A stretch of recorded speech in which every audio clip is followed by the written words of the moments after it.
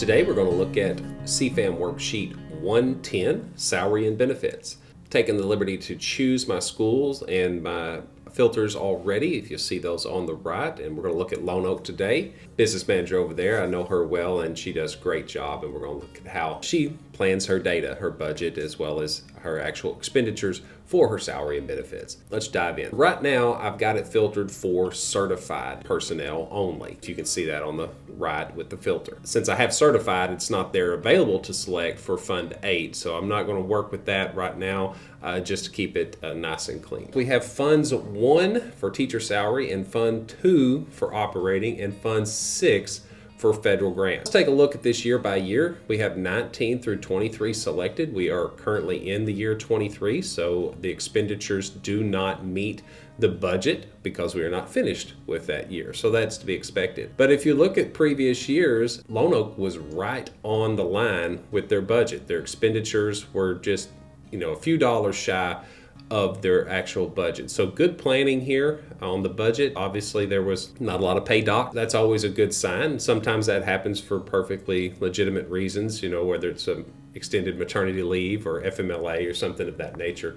And that is fine. But that is some things you have to plan for when you're budgeting for salary and benefits. You have to plan and budget for the full amount that's possible, but keep in mind it may come under with your expenditures. So that's good planning even when it comes under. If you look at the federal grant section, also it's the same except for year 21. There was more expenditures out of this. We've had a lot of federal funds injected that had different rules and changes as we go. So even though Lone Oak did plan for an increase, you can see their budget line moved up from 20 and 21. It did actually move to the right. It was still more expenditures there, and that was probably due to ESSER funds. I'm assuming you could look at some other CFAM sheets to get more granular and detailed to see what that expenditure was. You can see the budget percentage was actually more. They actually expended $778,000, but budgeted only $495, was over budget. They spent 113.68% of their budget in that line item in 21. Okay, well, we may need to plan for more, and then funding changes occurred in 22, and the expenditures were back down into closer to 500 on their previous year's budget. Let's look at the benefits section. So what we looked at first was salary. And now we're going to look at benefits for certified. We're staying in certified. So that's how this is laid out. And then the benefits, again, pretty much right on the money with the budget and the expenditures, because that doesn't change a lot either as long as everybody is coming to work to fulfill their contract at 100%. So that's going to be pretty close, and they hit under target or at their target every year. And of course 23 we're not finished. So now that we've looked at certified, we can kind of see that right on the money with our budget planning and our expenditures. Let's check out classified. Again, you can look at both of them at the same time, but it gets longer and your bars shrink due to the relative nature of the numbers.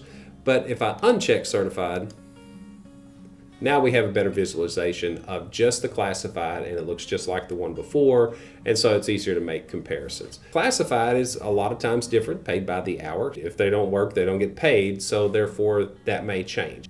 In 19, right on the money. In 20, a little under budget. 21, made an adjustment to the budget. Maybe they had a reduction in staff, therefore they were able to reduce their budget from 20 to 21. And then 22, keeping that trend and then leveling off here in 23. Good planning from what I can see here. Again, 21, just like as before with the certified staff, there was an increased expenditures, probably due to some ESSER spending. I would just guess. Again, you can look into some other sheets to get the greater detail. Benefits, again, pretty much right on the line, all the way down, both in operating and federal. So salary and benefits is great for budget planning when you're looking at this over time to set up your personnel budgeting.